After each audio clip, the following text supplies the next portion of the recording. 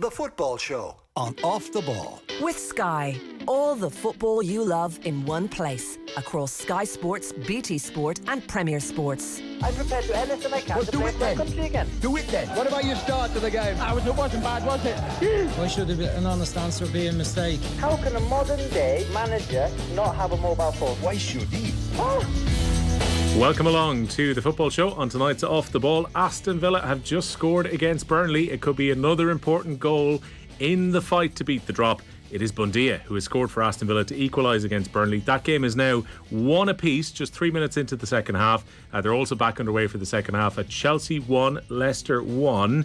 And Crystal Palace's lead against Everton on the hour has been cut back to 2-1. Now, Crystal Palace are in really good form. They play Manchester United in their last game of the season. Delighted to say that Andy Mitten is with us for the Football Show.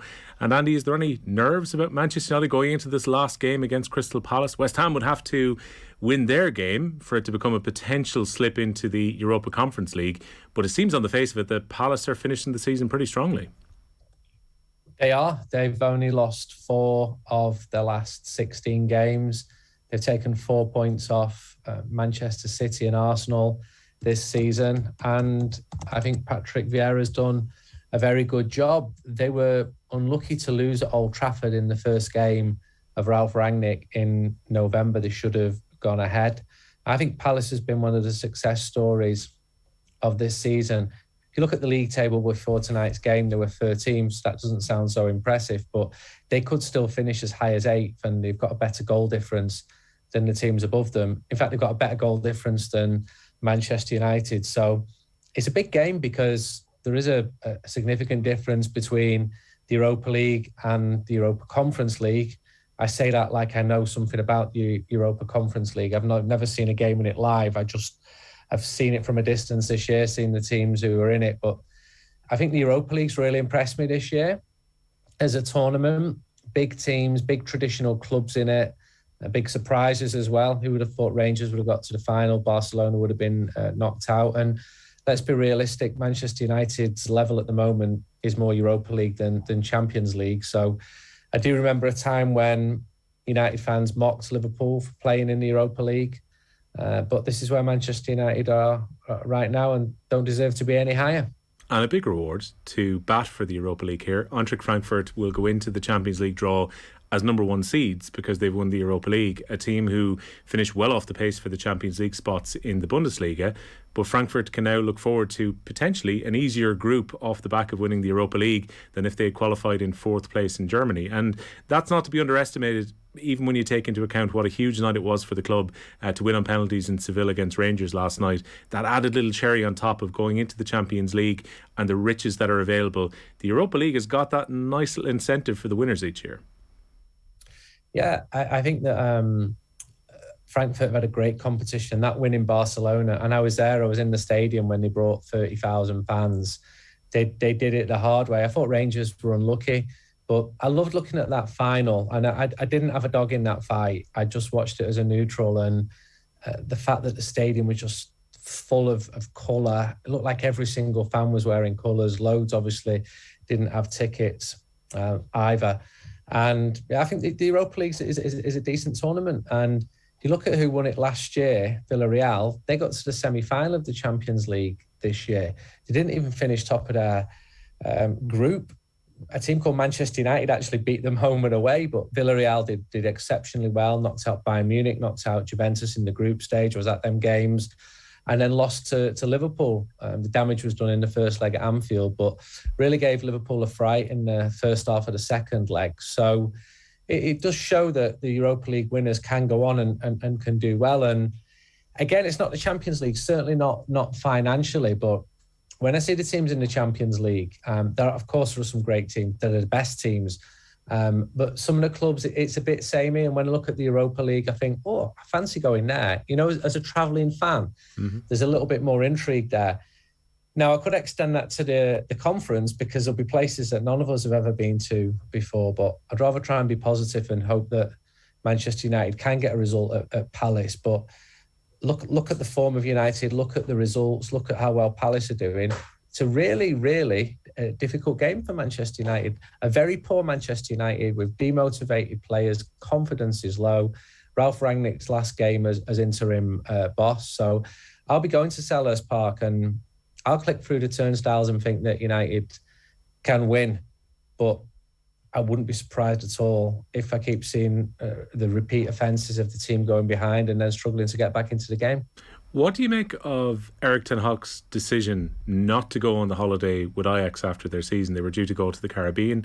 He's opted not to go. All reports are, and in The Athletic, there's that report today that he is going to be at Selhurst Park to watch his new team in their final game of the season, and that work begins in earnest for him at the start of next week. Does that send a signal out about what Ten Hag has to do, or what did you make about this decision? I thought it was an encouraging decision. I don't think any Manchester United fans would have a problem with that. United wanted to make the appointment as soon as possible because potential players were saying, yeah, I'm interested in joining your club, but who's going to be the manager? So the fact that he got a third league title in 4 years wrapped up with Ajax, he's been in London this week meeting Manchester United people. There'll be a lot of activity next week.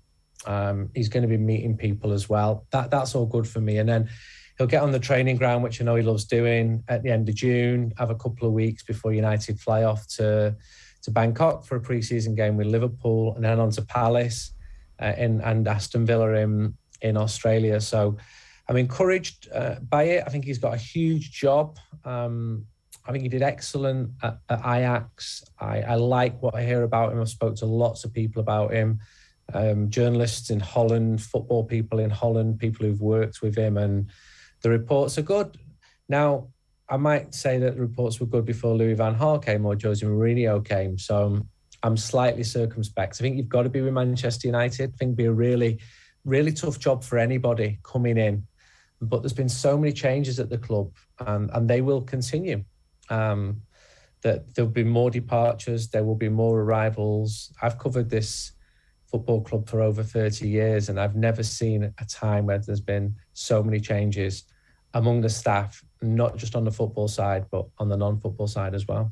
Yeah, because we all remember back to 2013 when Alex Ferguson gets on the microphone at the end of that season and says your job is to support your manager. Since then there's been so much upheaval, from that one season with David Moyes, from Louis van Gaal getting a couple of seasons, and a very disjointed feel about the transfer market across the next three managers, where Jose Mourinho was playing with players who were clearly being bought for Louis van Gaal, and then you have Ole Gunnar Solskjaer coming in a caretaker position but eventually getting it full time, and then Ralph Rangnick coming into an unfortunate situation where he's almost like the problem solver, but he also has to coach the team, and he's also meant to be the guy who's going to be the brains behind the operation, almost like a football director going into next year. And we'll see what happens with that now he's taken the Austria job. That's a lot of upheaval and, say, a lack of continuity off the pitch. And we've heard this every time, that, you know, Ten Hag is going to come in and he's going to have free reign and he's going to have time and he's going to be backed over a period of time. But Manchester United have to get things right behind the scenes if this is going to work out, even if they are appointing a guy who clearly is a very talented coacher. Yeah, I would agree with that. And this has all been about John Murtough making these decisions. So he will live and die by those decisions. John also was key in bringing Ralph Rangnick in. I don't think Ralph Rangnick has been a success as a manager. I'd love to say otherwise. I think he's dealt with the media in a very encouraging way, and a lot of fans have bought into that. But football managers will be judged by results on the pitch, performances on the pitch, and it's been very, very disappointing. And that has been his priority. Some fans seem to think that he's making these overarching decisions. He's not. The scouts going, for example, some of the changes in the personnel. No, he's not making those decisions. Ralph Rangnick's priority has been coaching the first team and struggling with that. Now, John Murtough will work very closely with Erik Ten Hag. The manager will have the power. He'll have the power of veto on any signing that comes in. And I've seen that reported as that being a significant new thing. It's not. Ole Gunnar Solskjaer also had that power. And what you get with Manchester United is a player might be identified and will be brought to the club's attention. They'll watch him, they'll scout him. There's football people there who will add their input, but the manager always has the final say on that. And Erik Ten Hag's got very strong opinions on what works and what doesn't for his type of football. He will be afforded money and patience, and United fans will get behind him, as they've done with all these managers post-Ferguson. I spoke to David Moyes about his time there, and he feels and felt that he deserved more time, but he didn't fault the fans inside Old Trafford for the support that he had. So I know there's been a lot of changes. I know the current team is a mishmash of players been brought in under several different managers, but managers do get time. Louis van Gaal had a couple of seasons, Jose Mourinho, Ole Gunnar Solskjaer. United didn't want to sack any of these managers until the point that it was going really, really badly. So there'll be minimum standards for Erik Ten Hag. He can talk a good story, but if the team is 17th by December, then that just wouldn't be acceptable. I don't think anyone expects United to be winning the league next season. Fans are ready to be pleasantly surprised. They're predisposed to support the team. They hope that the players cannot be as bad as this season. This has been a terrible season for United, the worst since 88-89. There's been no trophies now for 5 years. There's been so few highlights. And probably the best thing about it is the league position. Somehow Manchester United are 6th, but the team have conceded too many goals, not scored enough goals, over-reliance on Cristiano Ronaldo's goals. I would hope for a big improvement off every single player who stays, especially some of the ones who are world-class, like Raphael, Varane, Marcus Rashford. If he stays, needs to improve a lot, and he wants to. These people want to do better. Harry Maguire, he's a captain. He's had some good seasons. This hasn't been one of them. So I think you'll see a rise in optimism. The mood at the moment has been pretty much on the floor, and another defeat at Palace will see it sink again. Winning the Youth Cup was great at Old Trafford. There's a wonderful occasion there last week. And then the optimism will rise because football fans are football fans. They want to believe. New players will come in. Erik Ten Hag's a new manager. He'll say the right thing. We'll get good indications pre-season about how the team are running harder, how they're fitter, etc. All these small details. But that can evaporate very quickly with a poor start to the season. I think United have got a very, very motivated and successful manager, but he's also not coached so far in the Premier League. And I wish him well. He's going to need it. He's going to need luck. He's going to need support, both internally and externally from fans as well. Yeah, I think the narrative changes very quickly if they do poorly. It becomes, this is a guy who was only really previously at the top level with Bayern Munich's second team. He's only managing the Eredivisie, and then that becomes the conversation if it goes poorly. It goes well, he's the manager who brought Ajax to a Champions League semi-final in 2019, and it's a totally different story. I know that you say if Rashford is still at the club, would the expectation still be that Marcus Rashford is going to be there? Because I think if Manchester United are going to do well, Ten Hag needs to get the most out of Rashford and try and get him back to the form of a couple of seasons ago. Yeah, if you ask me a yes or no, I'd say yes. I think he will stay because if he was to go, United would want so much money for him, and I think there's a lot of goodwill towards him getting back. He's a Manchester lad. He's a United fan. His United career's not been a bad one until this season, and it's been really bad this season, and for some of last season as well.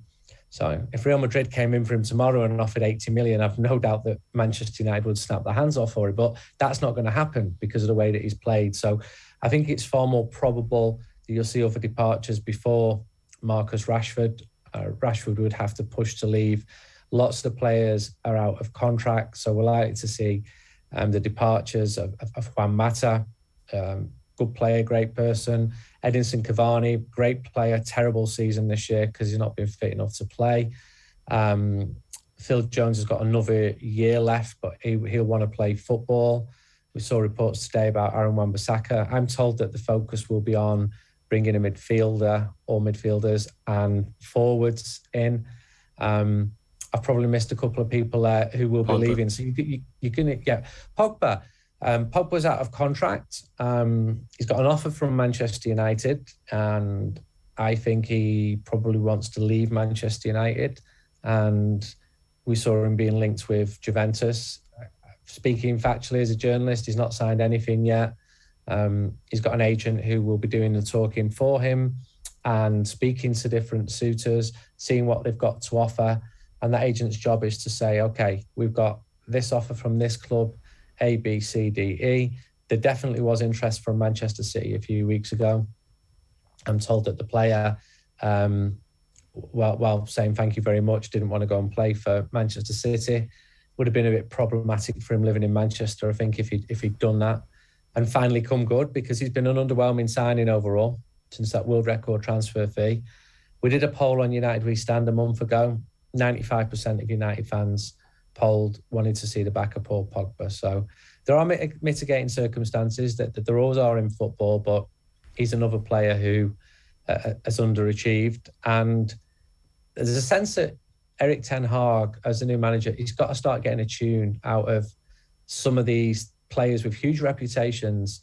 United's wage bill is still far higher than Liverpool's, but look at the difference between the two teams. It is absolutely vast. So something's got to start coming right again. And the idea of being linked with big names, that's not worked either for Manchester United. So if Erik Ten Hag says, I want this player who nobody's heard of, fine, go for it. He's the manager, not the fans.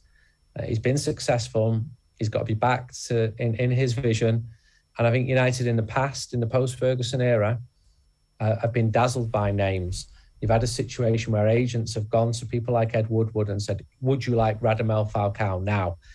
And he's like a kid at Christmas, and all the fans would be. And I was, yeah, of course, here you go, work him into your team, but it hasn't worked out. I could name 12, 15 players who've come in with great reputations and become significantly worse playing at Manchester United.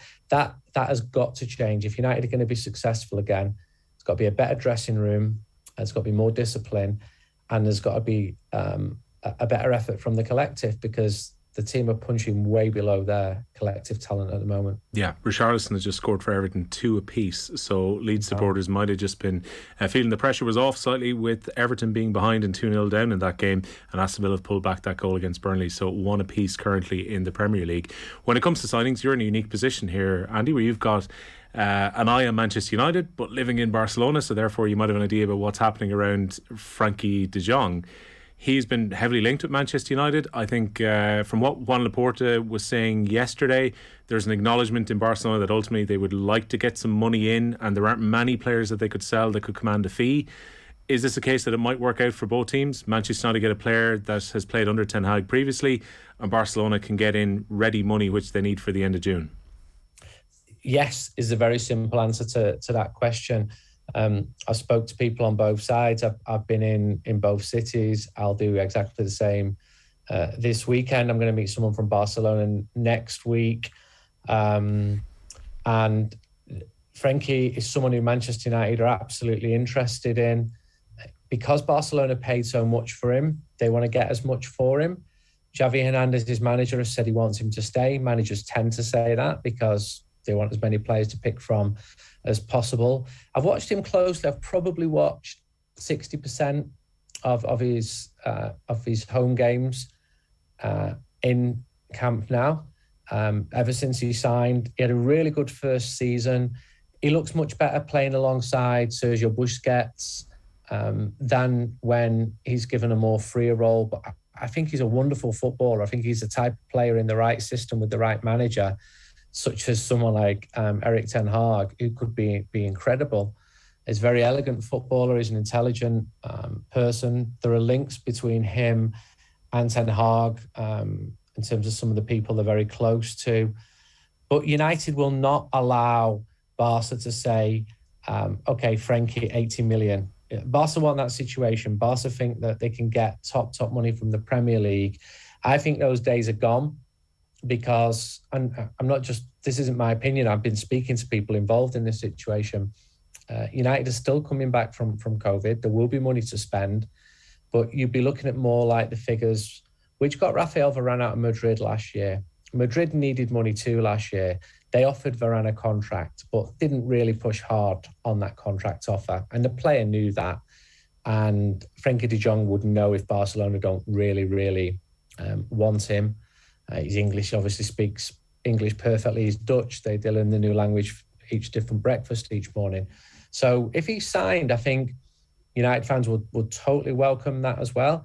But then they welcomed Donny van de Beek, and he's been a huge flop, and he's not even getting in the Everton side. Again, he might come back with a new manager who he's played so well under in the past and have a complete change in fortune. So a lot of it's on the manager, but a midfielder Frenkie will probably be cheaper than Declan Rice. I was told that there's no way United will be paying the sort of money that West Ham would want.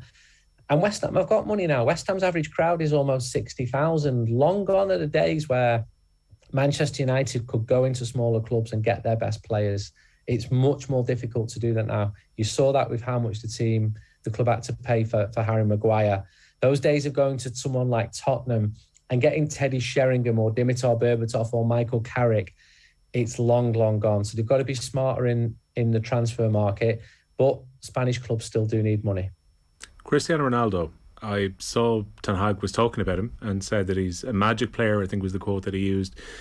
Ronaldo's output is still good. If you break it down into goals and assists from the season, it's been hotly debated throughout the season about his work rate, about his movement, about all those other issues outside of him scoring goals.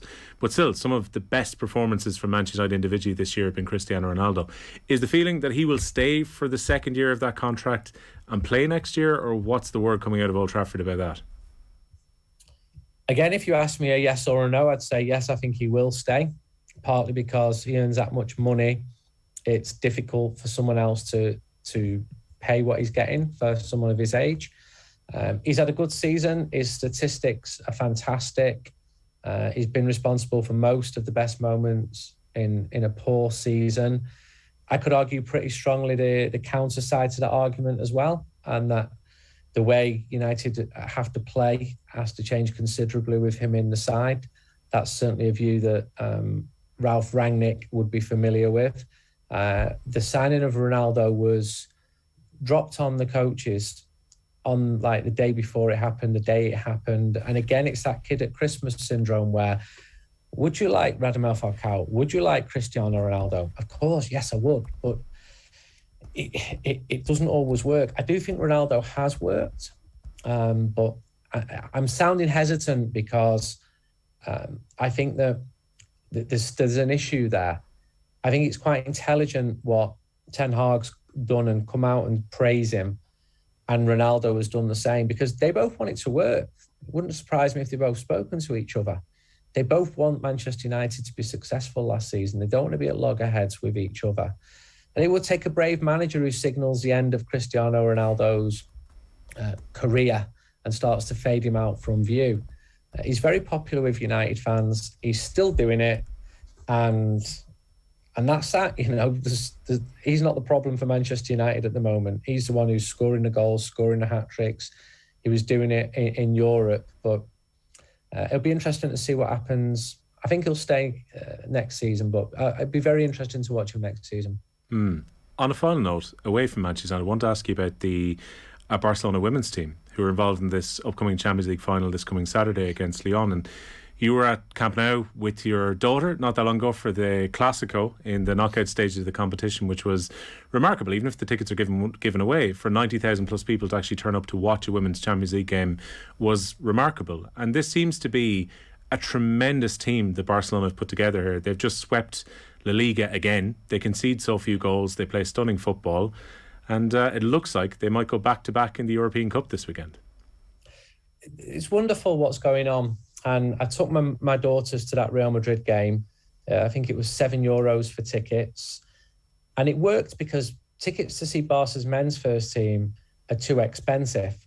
And €49 minimum is too expensive for me to take my kids. I'm usually there as a journalist. I'm usually there in a press box. But my daughters are getting really into football. And my youngest one, he's telling me that she's Barca and she's singing all the Barca songs. And I'm saying, no, you're Manchester United. And she said, no, I'm Barca. No, you're Manchester United. And my friends are laughing at me saying, you can't tell her who she supports. But when I see their faces, when I take them to the game, and they are got to see Manchester United this weekend, and I'm going to turn them this weekend. It's going to finally happen. These girls are fantastic role models for them. Their wage bill is nowhere near the biggest among women's football, but they've played together since the age of 7. Several of them live quite close to where we are, and they're known in the community. I've just only got good things to say about them. I think what will happen is lots of them will end up moving to England for more money. But Barca's women's team have been the preeminent force in women's football. that Madrid game was wonderful. It was brilliant. 92,000 people. And then they followed it up in the semi-final against Wolfsburg with another 90,000 plus crowd. So you're engaging with your community, you're getting families in there. Cheap ticket prices, absolutely essential. And as you say, there's that final again. So the stock of the women's team is really, really high for Barca. And it had to be really because the men's team have had a poor season, even though they finished second, which seemed improbable in November or when Xavi came in.